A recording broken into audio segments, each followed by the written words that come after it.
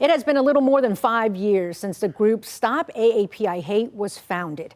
The group documented the rise in COVID-19 related anti-Asian racism. Now, even with the global pandemic in the rearview mirror, advocates say there is still a lot of work to be done. ABC's Juju Chang reports.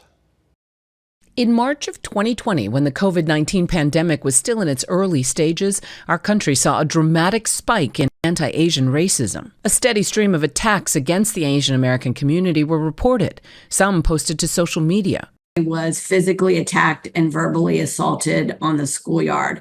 He was accused of being a COVID carrier and told to go back to China. When he responded reflexively that he was not Chinese, he was punched in the face and head 20 times. That's when Stop AAPI Hate was born, a coalition aimed at documenting the discrimination.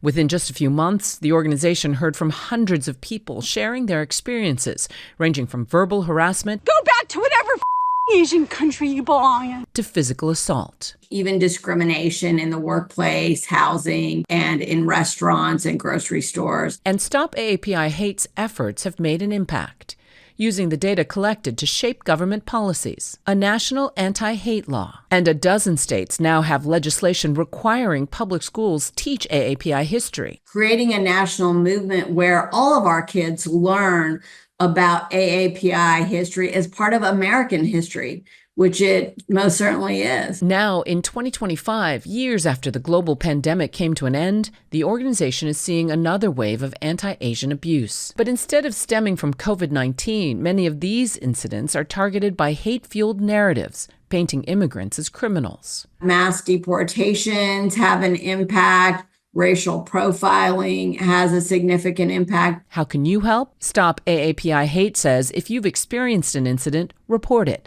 Get involved in on-the-ground efforts like protests, rallies, and town halls. And they say, contact your elected officials. If this is, truly a democracy, as we know and hope that it continues to be, it requires all of us to participate. Juju Chang, ABC News.